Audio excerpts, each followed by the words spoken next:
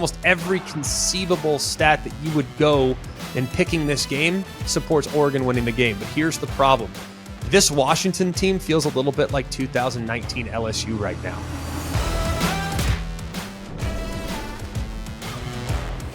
There's just some things that you see on the football field that just blow your mind. And every time I watch Washington's offense, they blow my mind.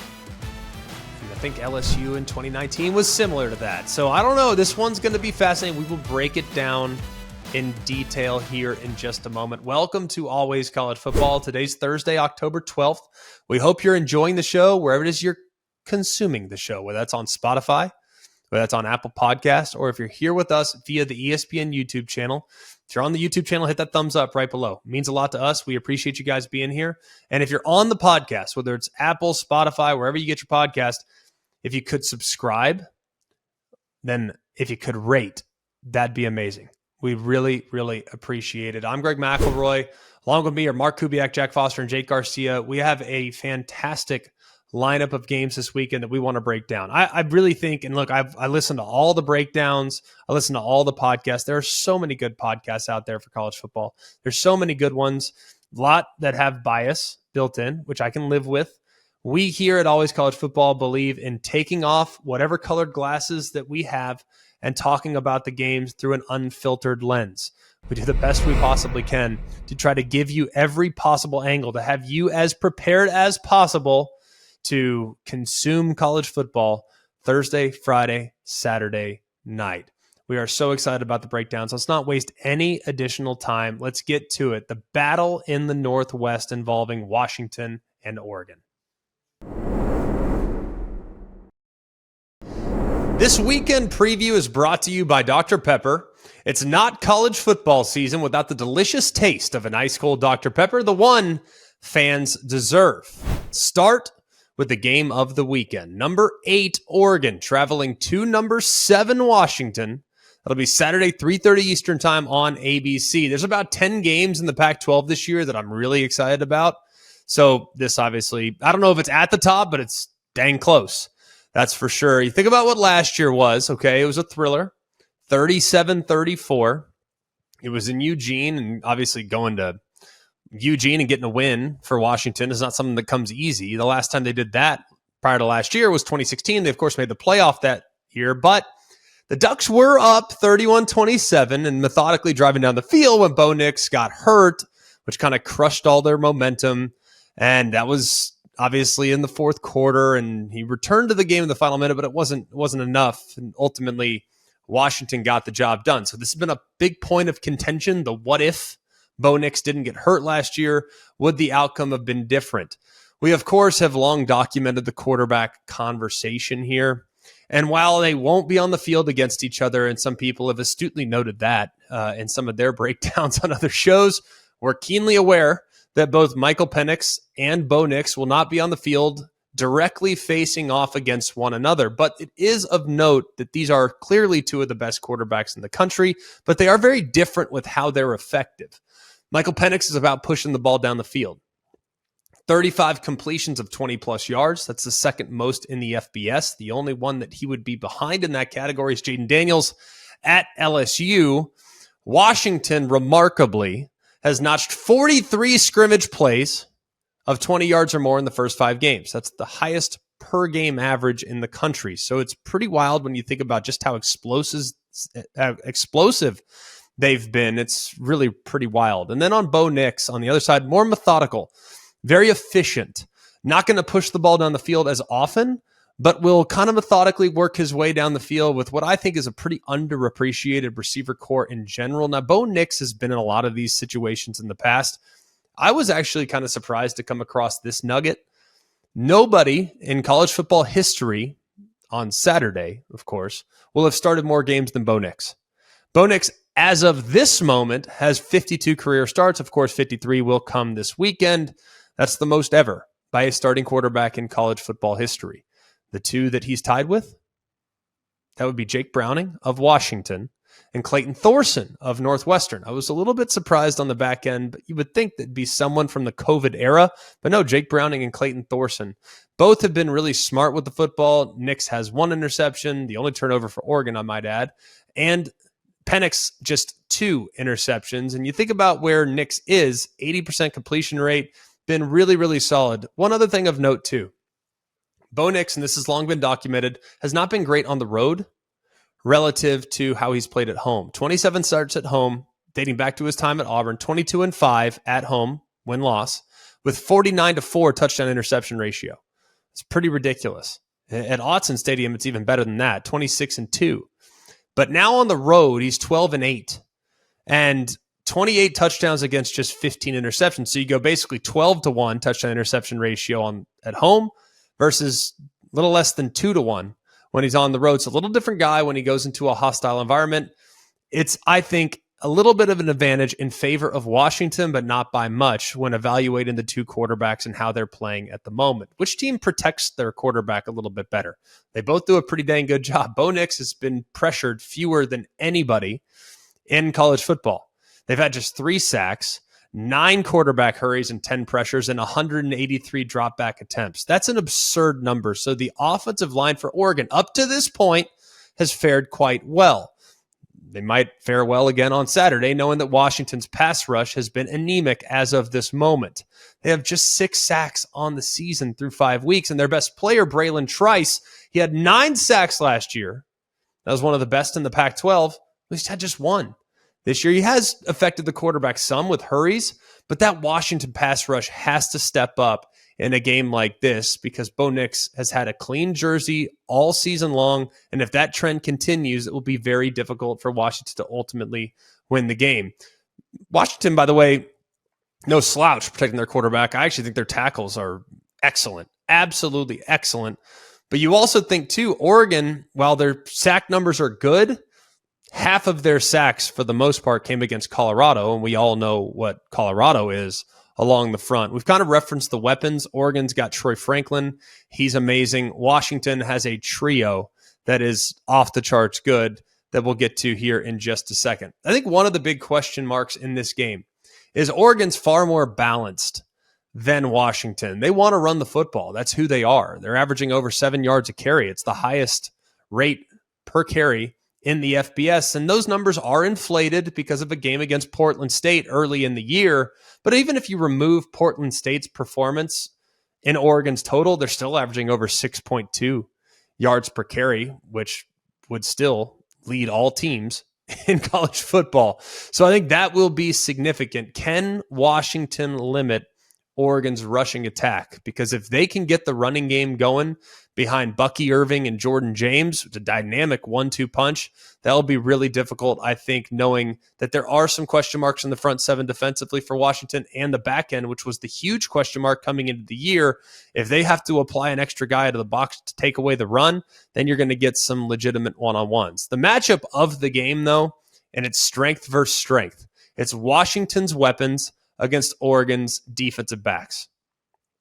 Definitely the matchup of the game. Now, the Huskies, I know you're not allowed to say this because heaven forbid anybody be better than Ohio State at the wide receiver position. But I'm telling you, if take Ohio State out of it, if I could have anybody, I want Washington's weapons. I think they are that good. Rome Odunze, big play threat, wins the 50-50s, creates big plays, way down the field. The guy's he's a first-round pick. I mean, he's the real deal. But Jalen McMillan hasn't played since the Michigan State game, expected to be back this year.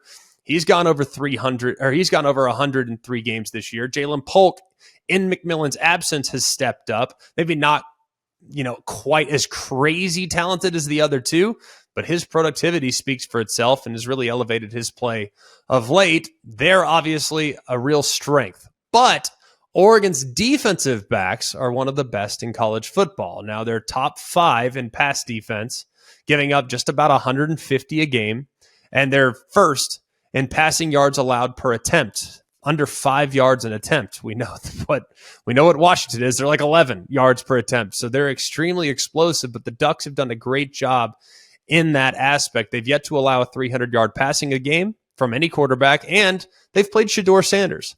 And Shedeur Sanders had 159 yards against him. That's 258 below his 417 yards per game average. That was second in the country entering that game. So that is a good versus good analysis. Where Oregon does have a significant advantage, I think, is on the defensive side of the football. Now, that's Dan Lanning's background, and they're significantly improved on that side of the ball, allowing just 12 points per game. That's fifth in college football. Last year, they averaged 27. So they've improved drastically in that area.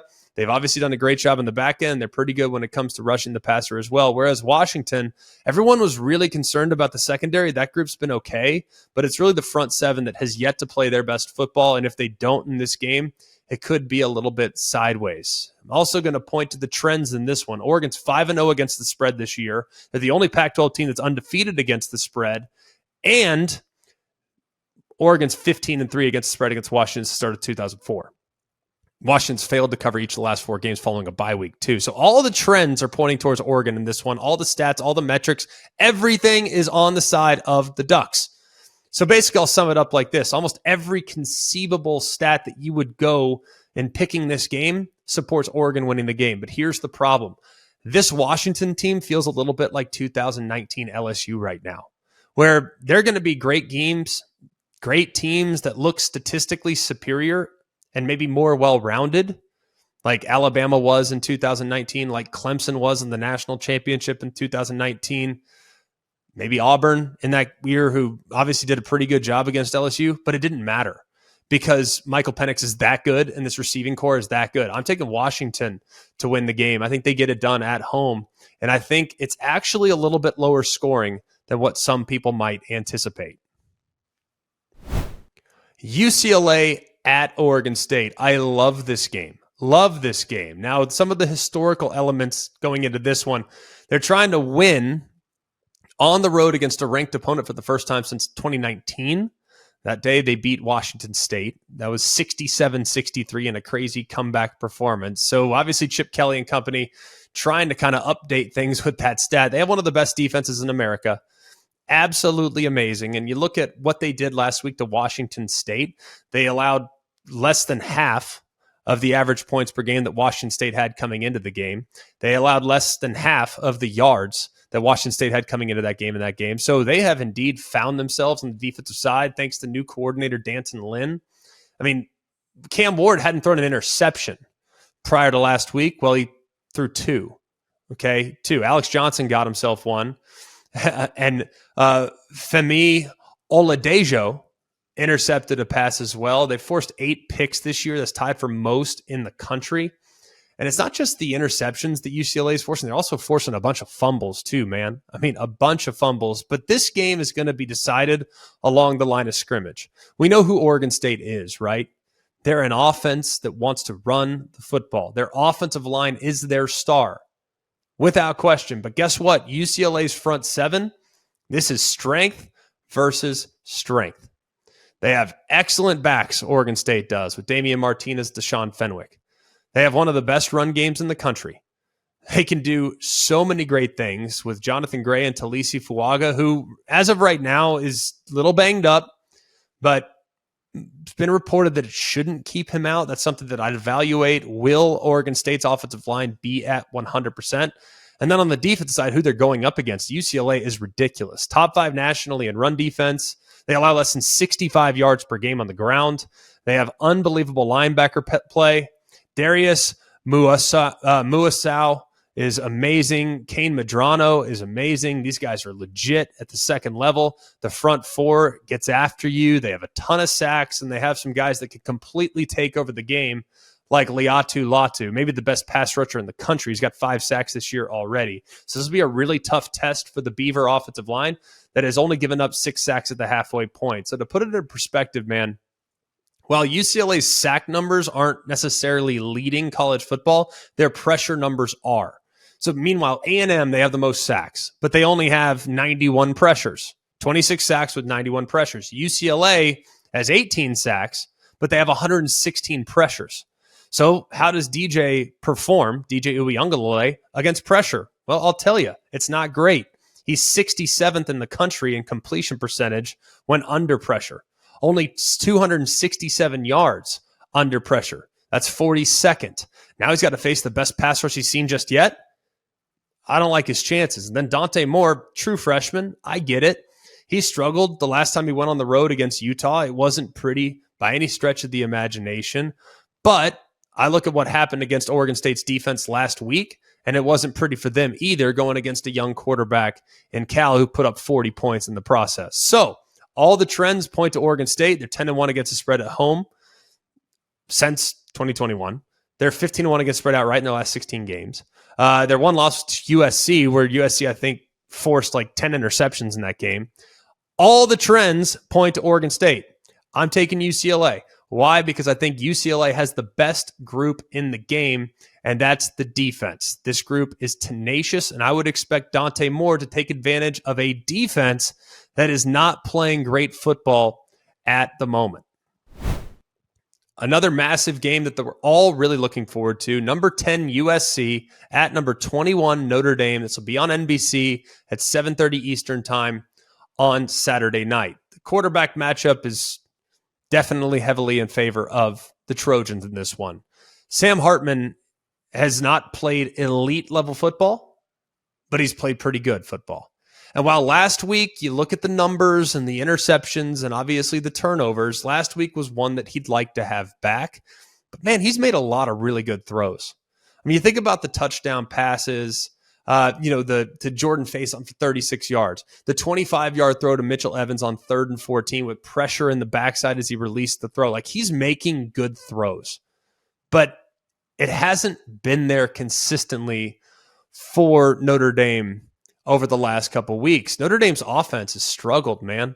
Now, what I'm trying to figure out, though, have they struggled because of the competition that they're playing against, or have they struggled because they're just not that good? Because there is a clear discrepancy with how they looked against Navy, Tennessee State, NC State, and Central Michigan. NC State, by the way, not a bad defense. There's a clear discrepancy in how they played against those teams where they averaged 46 points and 508 total yards of offense versus how they played against Ohio State, Duke, and Louisville, where they averaged 18 points and 343 total yards of offense. So the other thing that's concerning is that they've really struggled on third down. And they were converting more than half their third downs. Now they're down to 21%. I mean, that is clearly a huge issue. The good news is you have had some stars emerge. And while I've been somewhat disappointed with the wide receiver core from top to bottom, that was a big point of contention coming into the season, I do think they've found a star in Mitchell Evans. Now, this is almost sacrilegious to say this, but Mitchell Evans is a longer version of Michael Mayer. They're very, very similar. And I actually think Mitchell Evans' athleticism is in some ways superior to Michael Mayer. Now, is he ever going to be the consistent force that Michael Mayer was? I don't know. But if you look at him, I mean, he can kind of weave his way through traffic. He seems to find a way to go up and snatch the ball out of the air. He can run guys over. And there's a lot to like about what we've seen from Mitchell Evans up to this point. So I think he's going to be huge in this game because I don't think that there's a defender on USC's defense that will be able to handle Mitchell Evans in a one-on-one situation. And if for whatever reason they had to put a lot of attention on Mitchell Evans, hey, yeah, don't forget about me. I'm Holden Stays. I'm really athletic as well. And while I was underutilized last week, I would imagine him being a big part of the plan for Notre Dame moving forward because they got to get more out of Holden Stays. He's a dynamic weapon. Mitchell Evans has emerged as your go-to guy without question. I get that, but do not forget about the number 2 tight end who is equally capable with the ball in his hands. Is this a get-right situation for Notre Dame? Now, if you look at what USC has done, they've done a really good job generating pressure. I mean, they have, I think, actually been much better on the defensive side of the football this year as far as generating pressure. And it's a good starting point, right? That's a good starting. If you can apply pressure on the opposing quarterback, that's a great place to start. Bear Alexander has had his moments. Obviously, the transfer from Georgia, Jamil Muhammad, Solomon Byrd have been pretty good coming off the edge. I like what I've seen from the pressure numbers, but here's the problem for UCLA or USC, excuse me. Can't make that mistake. Here's the problem for USC is that they seem to be getting worse from a tackling standpoint. Maybe part of that has to do with the fact that the level of competition has improved the last couple of weeks. But you look at the first week, few missed tackles here or there. Look at the second week, few more. Look at the third week, a bunch. Fourth week, a whole lot. And then the last 2 weeks, it's like, goodness gracious alive. Are you trying to tackle them? It's pretty remarkable just how they've regressed, because usually it's very much the opposite. Week 1, sloppy as can be when it comes to tackling. Week 2, it gets a little better, a little better, a little better. So as the season goes along, you get better on that side of the ball, getting ball carriers to the ground. And that has not been the case for the USC defense. They have to tackle in this one, because while Notre Dame is not crazy explosive, they do have some powerful players that are good with the ball in their hands. Can USC continue to create a lot offensively? The answer is yes. I think USC, no matter when they play the game, where they play the game, how they play the game, they're going to roll out and they're going to score close to 30. Doesn't matter how good the defense is. And I think Notre Dame's defense is pretty fine. Now, if you look at how they played last week, I thought it was arguably the worst performance from Notre Dame's defense to date. They had terrible tackling, I think. By their standards, you had Leah Fowl, for instance, had the face mask penalty, on the 3rd and 15. That was a killer. So I would say that Notre Dame's defense, while last week was not a good indicator of future success, I do think this is without question the toughest test to date for USC's offense. Caleb Williams is amazing. He is amazing and has done such a great job developing a rapport with his wide receivers. Now, it'd be great if Zachariah Branch could get back, because I think Zachariah Branch is the college football version of Tyreek Hill. Just get him the ball and watch what he does with it. So if he's back, that is a huge boost to the USC offense, because I would imagine USC is going to try to make sure that Caleb Williams continues to try to make plays with his legs and continues to try to extend plays. That's when the big plays have happened for them up to this point. And if I'm Notre Dame, I want to keep him bottled up. I want to press the pocket. I want to collapse the pocket and make him uncomfortable and make him play from a traditional passing posture. If they can do that, then they might be able to slow them down. I'm not saying that they're still got to score 30 to win, but they might be able to slow them down just enough. A couple trends in this one. All 5 of USC's games against AP-ranked opponents since last year have gone over the total. USC is, however, 2-8 against the spread when the line's between -3 and +3 since 2016, and they're 7-17 against the spread as an underdog since the start of the 2015 season. I like Notre Dame in this game. I have not been impressed with what I've seen from USC up to this point. I think that there are aspects of their defense that have improved, but I also don't think they've played anybody. No disrespect to Colorado, no disrespect to Arizona, no disrespect to Stanford, no disrespect to San Jose State. I don't think they've played anybody. At least Notre Dame, on the heels of what's been a brutal 4-game stand against Ohio State, Duke, Louisville, and now USC, I do think they are battle-tested. This group is weathered. And anytime I can get a team that does have some talent, and I know people might disagree with this, I think Notre Dame's well coached. I got a team with some talent that's well coached with their back against the wall in a desperate gotta-have-it situation. I like their chances. We all know that Caleb Williams' Heisman moment came against Notre Dame last year. I would imagine the Irish have had this one circled for the better part of the last 52 weeks. Have you ever dreamed of hitting the road in your very own customized Mercedes-Benz Sprinter? Follow college football all season long by hitting all the biggest games in college football's most celebrated stadiums. At ESPN, we dreamed that dream, and with the help of Mercedes-Benz, we made it happen. This year, our very own Jen Latta has teamed up with Mercedes-Benz designers to create a road-ready, fully functional, state-of-the-art podcast studio on wheels. The ride is pure Mercedes-Benz with all-wheel drive and the latest driver assistance, safety, and tech. The podcast studio must be seen and heard to be believed. A spacious and chill conversation space with mics, camera, and mixing board to capture the action. On board, Jen Latta will be interviewing some of the biggest names in college football. All points to Mercedes-Benz for always bringing some extra. Out back of the Sprinter, they're innovating, pushing the science of the tailgate, complete with grill, cooler, TV monitors, and more. This is #VanLife meets the fan life. To get an inside look to this one-of-a-kind, blow-your-mind collaboration came together, visit mbvans.com/sprinterlabs. The Mercedes-Benz ESPN College Football Podcast Sprinter, coming soon to a game near you. The The Texas A&M Aggies try to get back on track on the road at number 19, Tennessee. Tennessee's a 3-point favorite. It's going to be on CBS. That'll be Saturday at 3:30 Eastern Time. Here's the most intriguing number of the game. By the numbers, Texas A&M, number 1 rushing defense in the SEC, giving up 84 yards a game. Tennessee, while we've long talked about their high-flying nature, that's not who they've been this year. They are the number 1 rushing offense in the SEC, 231 yards per game. A&M's defense, 84. Tennessee's offense, 231. Who wins in a battle of good versus good? Let's start with Tennessee's offense. Obviously, the 3 running backs are the stars of the show. Jalen Wright, Jabari Small, Dylan Sampson. They all split about 30 carries or so. Wright's kind of the violent guy, runs hard. I think Small is, a little bit, more consistent as far as how he finishes. And then Sampson is the home run hitter.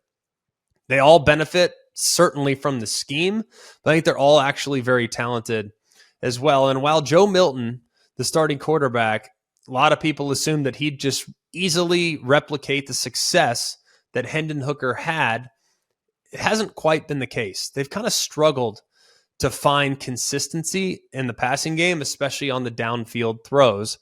And when they're not using play action, it has not been very beneficial whatsoever. I do think they'll miss the size, strength, and reliability of Brew McCoy, so they'll rely a little bit more on Ramel Keaton, who at 6'3" can cover a lot of ground, getting vertical. Squirrel White is the speed guy there in the slot that does have great top-end speed, but can also do an amazing job of making you miss when he has the ball in his hands. The interesting game of cat and mouse in this one is that you clearly have a very good Tennessee offensive line that's playing, I think, pretty good football now that they are back to full strength after not being there for the better part of the first few weeks.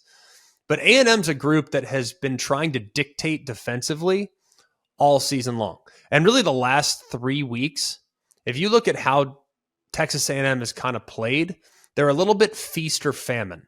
Like they're blitzing guys, they're overloading, like they're heating other teams up, man. And as a result, they have 61 pressures over the last 3 games. And they're blitzing, it feels like almost every time they drop back. But here's the problem. When you are a feast or famine approach, you're first in sacks in the SEC. That's great, but you're also 7th in passing plays allowed over 30 yards. So while they might be winning up front, they're putting what I think is a liability on islands in the back end. Now, this front for Texas A&M is legit. I mean, they are really good. They're big. They're physical. They have versatility. They have multiple guys that are 300-plus pounds that are still athletic enough to get home. You got the internal presence of McKinley Jackson. He's a big body dude that just eats up a lot of space.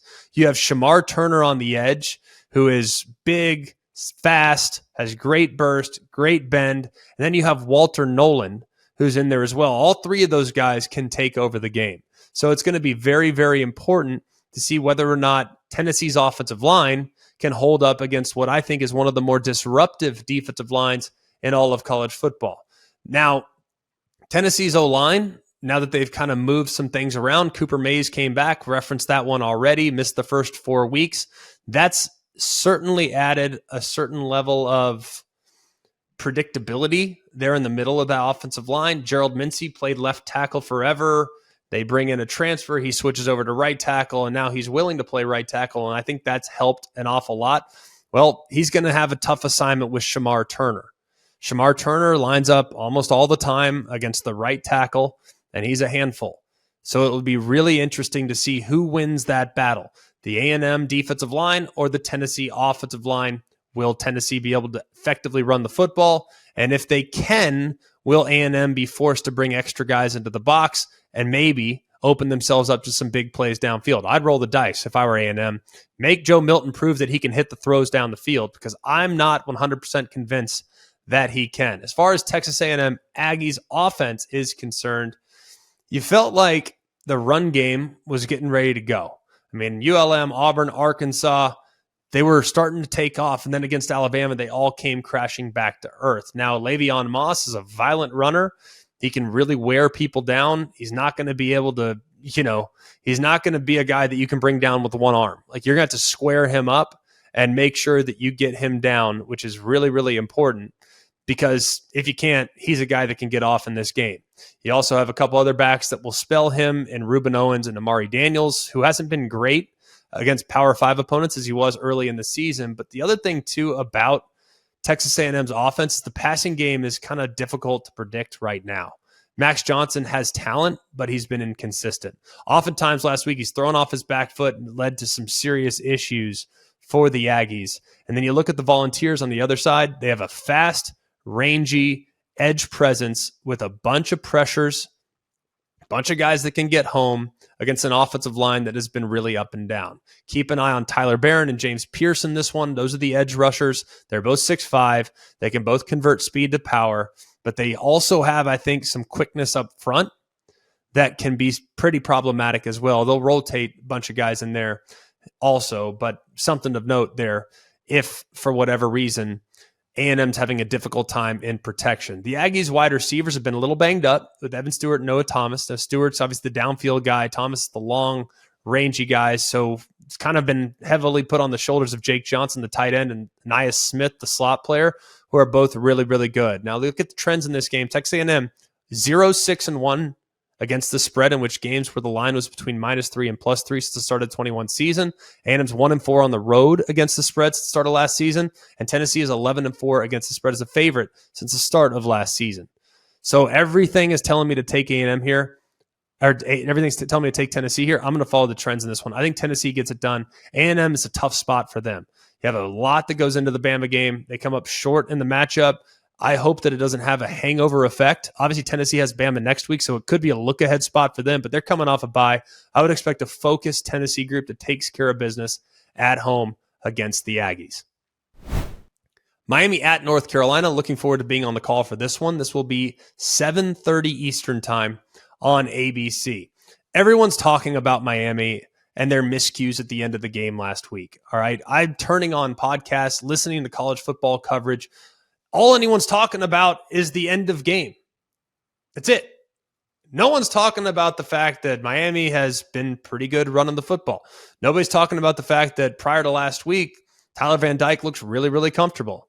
Nobody's talking about the fact that when Miami played against Texas A&M a couple weeks ago, their defense hit Connor Wigman, the starting quarterback for A&M, about 1,000 times.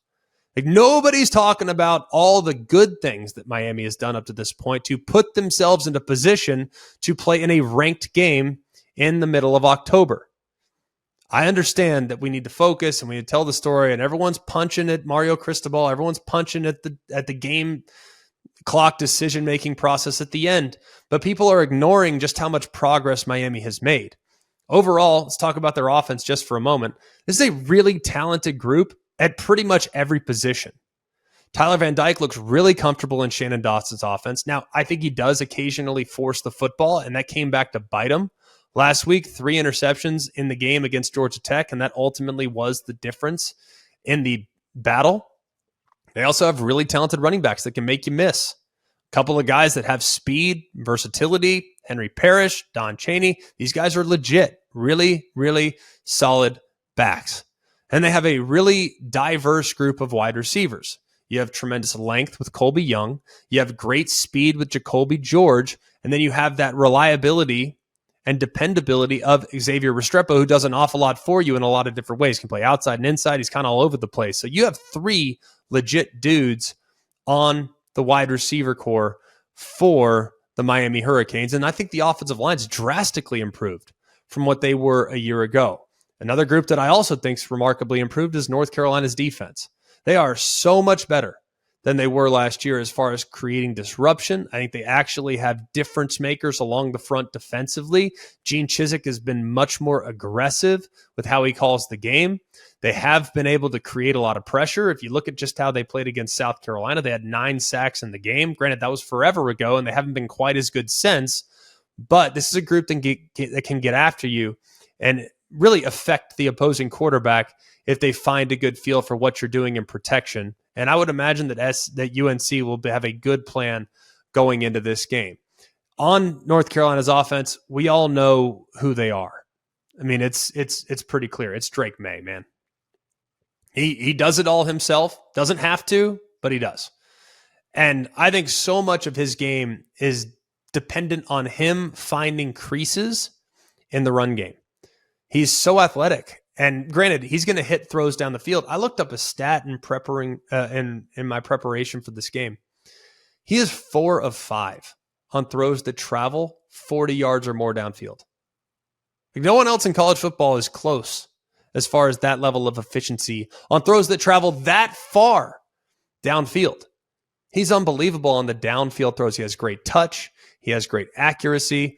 And I think he has an outstanding receiving core. Nate McCollum, his slot receiver, is getting better and better and better every single week.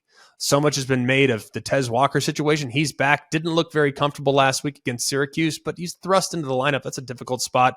He's got some length, and you think he can win those contested one-on-one balls if he has those opportunities. And then you look, too, at Bryson Nesbitt, who's their tight end. He's got great length there, and they use him an awful lot in the red zone. So this North Carolina offense, while they haven't been able to run the ball as much as I had hoped they'd be able to run the ball, I do think their perimeter skill has not been as much of a drop-off as I anticipated coming into the season. The offensive line is one question mark for me because they're going against a Miami defensive front that is really athletic. They're really athletic and they're really aggressive, man. They'll bring corner blitzes. They'll bring overloads. They have defensive linemen that will start here and then end up here on the snap. I mean, they do a lot. On the defensive side, I think Lance Guidry has done a remarkable job in creating disruption for opposing offenses and getting a lot of hits on the opposing quarterback. The secondary, I think, is a bit of a question mark. Cam Kinchins is back. He's obviously an All-American contender, but it will be worth watching whether or not this North Carolina offensive line can block this Miami defensive front because of all the pressures that they're going to bring. And if they start to heat up Drake May, they did. Pitt, for the most part, did a pretty good job hitting Drake May. If they hit him, how much of an effect will that have on North Carolina's offense? It should be an amazing game. I, of course, am calling it, so I will not give a pick, but I know that that game is going to come down to the wire on Saturday night. Also on Saturday night, Joe Tessitore, loyal listener, so give him a shout, alongside Jesse Palmer and company with Katie George on the sideline, will be in Baton Rouge for Auburn at LSU. This will be 7 o'clock Eastern time on ESPN. Auburn's coming off a bye week, and it's been really important, I think, for them to get healthy. And they've had a bunch of issues. Auburn has in staying healthy this year. Luke Deal's dealt with some stuff. Their starting guard Cam Stutz has dealt with a few things. Damari Alston, their running back, has had a shoulder injury since A&M. Wide receiver Javarius Johnson has had a hamstring. They've dealt with it. I mean, defensively, they've had a lot as well. They're already without their starting linebacker, Austin Keys, and nickel Keontae Scott.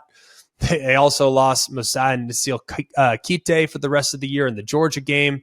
And then Jalen Simpson's dealing with the bruised calf. So they've had like a ton of injuries, Auburn has. So over the bye week, it's like, hey, what do you want Auburn to work on? Well, how about you just work on getting in the training room and getting healthy? Because that might give you the best chance to be successful in this game. Now, Auburn's trying to create some balance offensively, and I think that is a huge part of how they're going to try to attack LSU, because LSU on defense has struggled. There's no denying that, but Auburn has been pretty good running the football. 200 yards a game or so, about 21st in college football, whereas LSU's defense allowing 163 yards per game. That's 96th nationally on that side of the ball. As far as yards per carry, LSU's given up 5 yards a carry. That's 119th nationally. Virginia Tech's the only Power 5 team that's worse than that. So I think Auburn's recipe in this one, they have to shorten the game.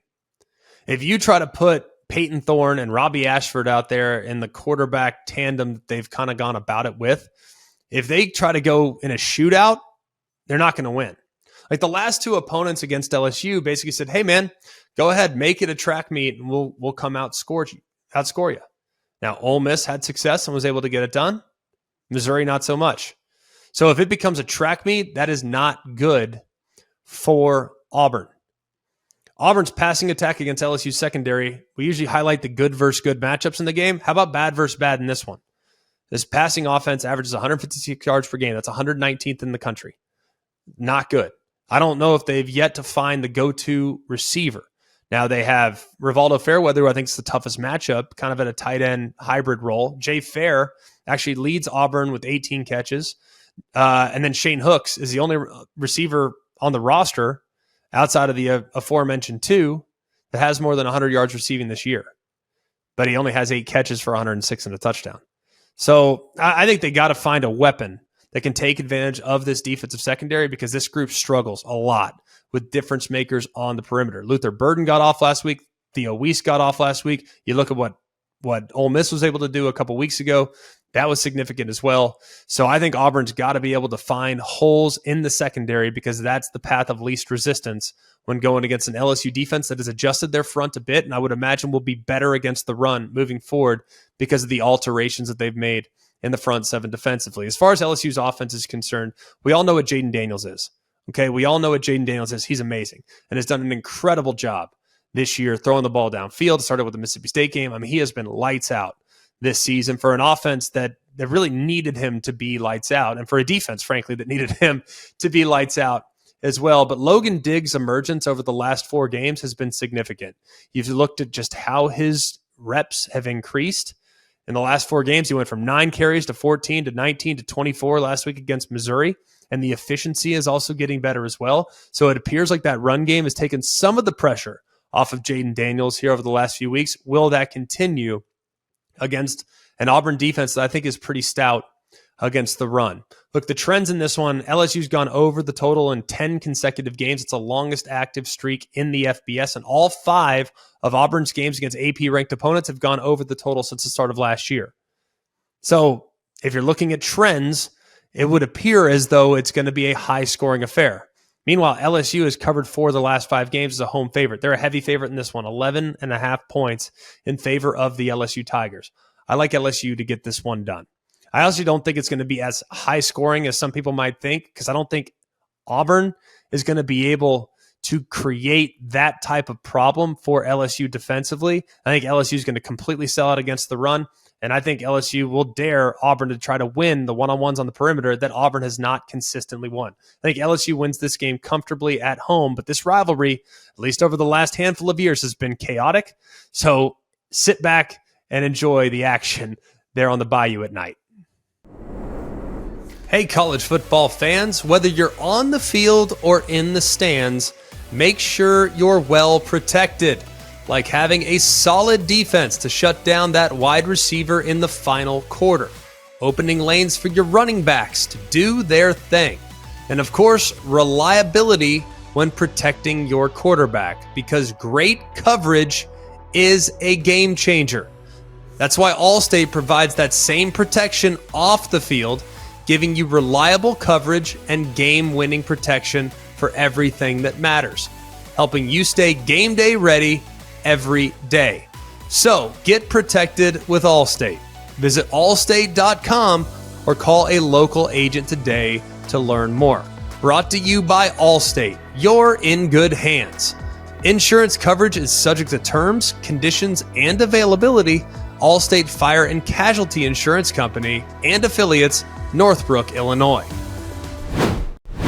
All right, a few other games involving some of the top teams that we'll be keeping a close eye on. Number 1, Georgia heads to Vanderbilt. That'll be Saturday at noon Eastern time. I believe it's on CBS. Don't quote me on that, but I believe that's where it's at. I think CBS has a doubleheader this week. Now, Georgia has been really successful from preventing opponents from attacking them through the air. Through 6 games, they're 12th nationally in passing yards allowed.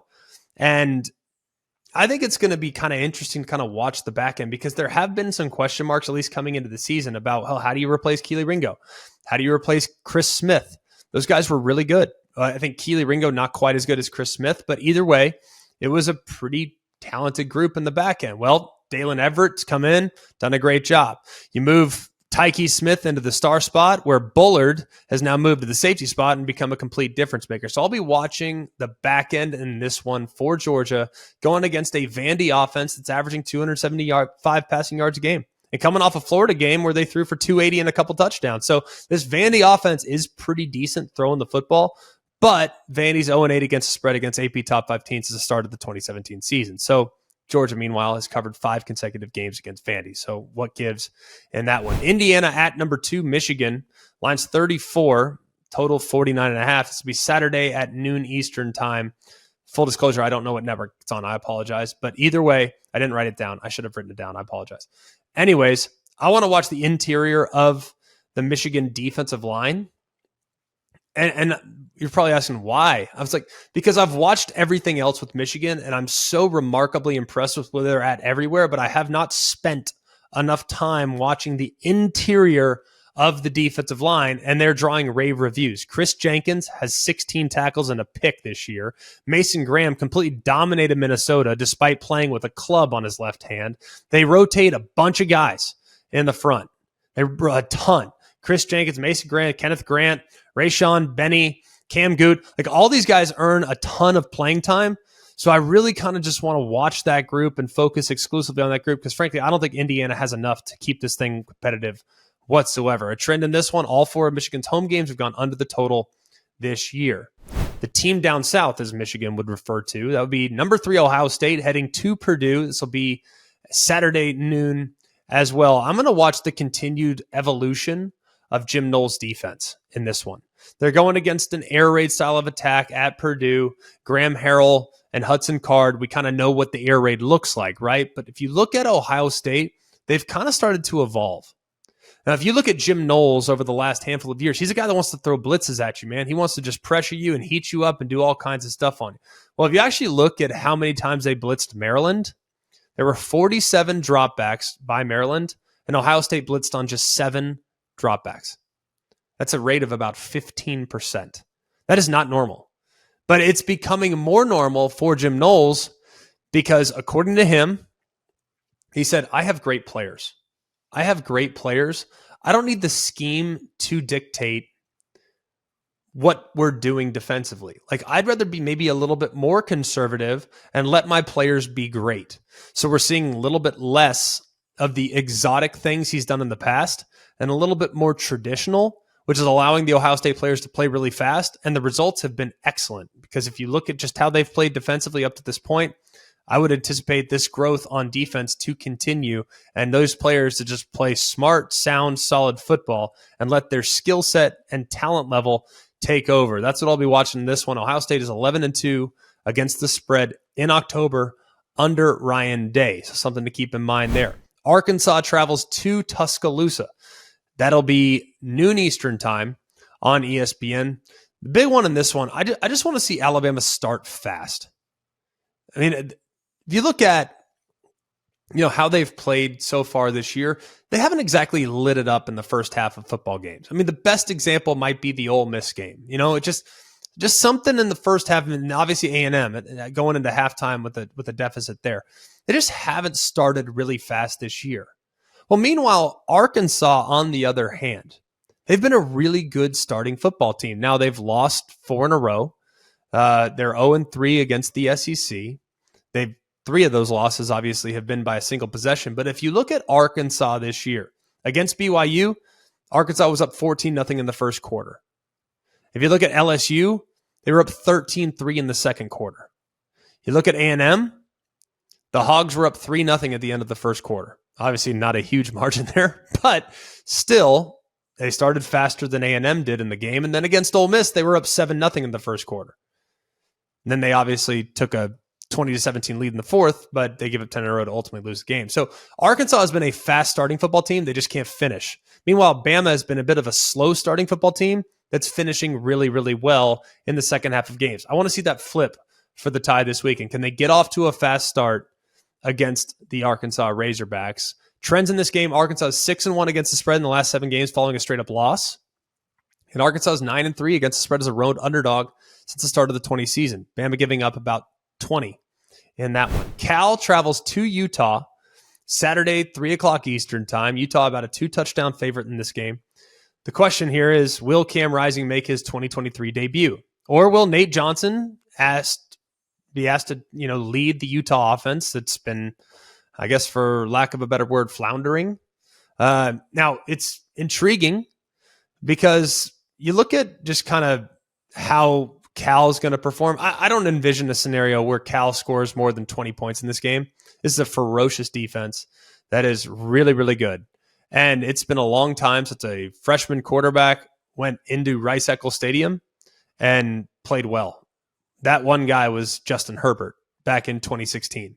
And with all due respect to Fernando Mendoza, he's not Justin Herbert.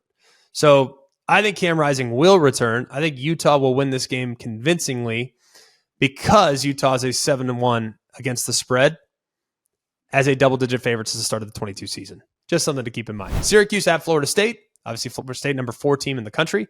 They're a 17.5-point favorite. This will be Saturday, noon Eastern time on ABC. What I want to see in this one, I want to see Jared Verse wrecking havoc. He's been amazing against the run. But for whatever reason, the defensive end sack numbers just haven't been there. And partly because they've played against some mobile quarterbacks, whether it be BC or against Clemson or, against some of the other teams they've faced.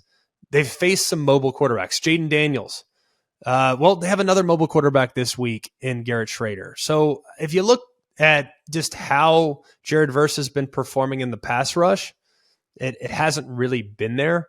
It took to the 5th game of the year against Virginia Tech for him to finally get on the board in the sack category. So now that the lid is off, if you will Jared Verse start to take over games? He's already been amazing this year.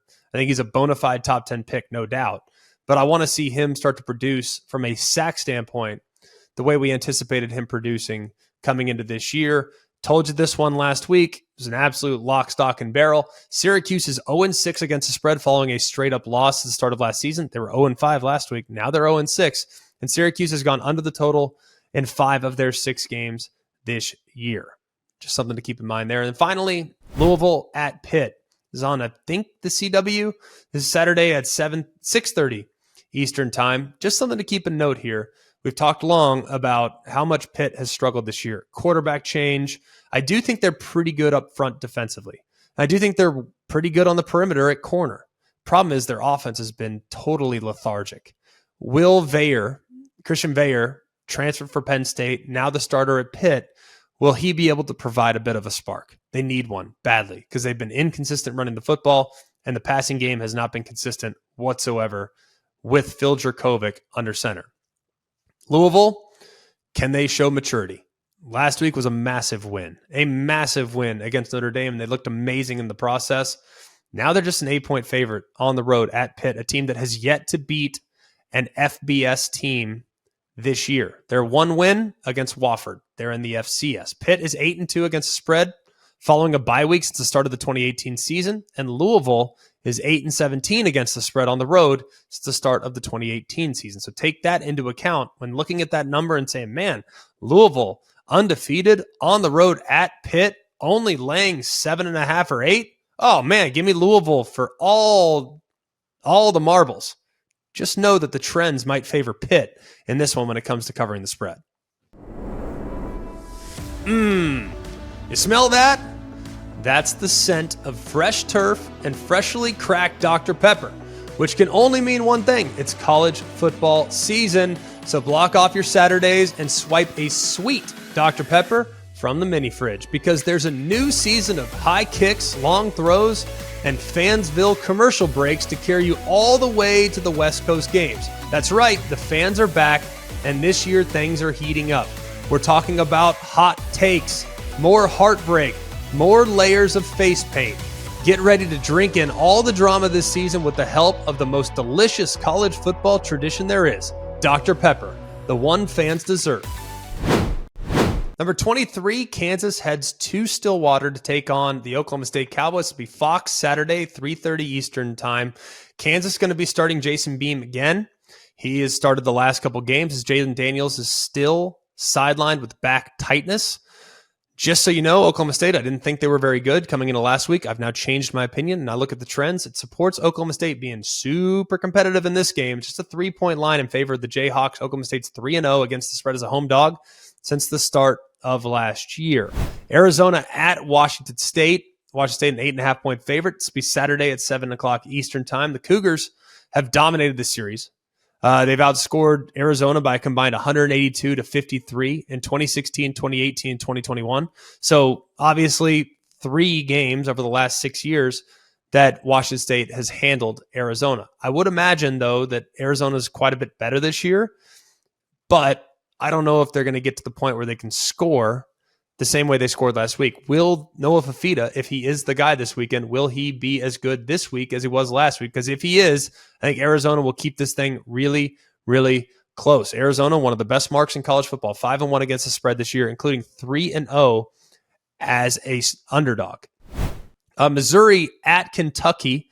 This will be 3:30 Eastern time on the SEC network. Kentucky reeling after last week's performance. Did not play well at all on the road at Georgia. It was a struggle, a real struggle. And prior to last week, Missouri was the number 1 ranked run defense in the SEC. We know what Kentucky does. They want to run the football featuring Ray Davis. Can Devin Leary take some of the pressure off that rushing attack? He missed a lot of open receivers last week against Georgia. He can't do that against Missouri because Missouri is going to completely sell out against the run. Kentucky's 16-8-1 against the spread as a home favorite since the start of the 2019 season. They are a 2.5-point favorite in this game. NC State is on the road at Duke. Duke, look at what they've done in the past. 4-0 against the spread following a straight-up loss under Mike Elko, and they've covered 4 consecutive games in ACC play. They're a slight favorite at home Saturday, 8 o'clock Eastern time on the ACC network. NC State is a tough one to pinpoint, man. The offense looked really good against a solid Marshall team. But was that the anomaly performance, or is that a sign of things to come for the Wolfpack? I think it's a tough spot here for NC State going to Duke, where Duke has been excellent, and NC State has not been very good on the road since the start of the 2019 season, just 5-17 against the spread in those games. And then finally, 2 games left. Why wouldn't we talk about Colorado? Now, the logistics clearly favor Stanford in this game. This game will be tomorrow night. It'll be on ESPN. I'm looking forward to the matchup. The logistics favor Stanford. They've had 2 weeks to prepare. And Colorado's playing on a short week after another down-to-the-wire game where we're not sure if Travis Hunter's going to return. He's been out for a few games, obviously, with the lacerated liver. And his presence would really energize a team, I think, that has kind of had a difficult time summoning the urgency to put Stanford away early.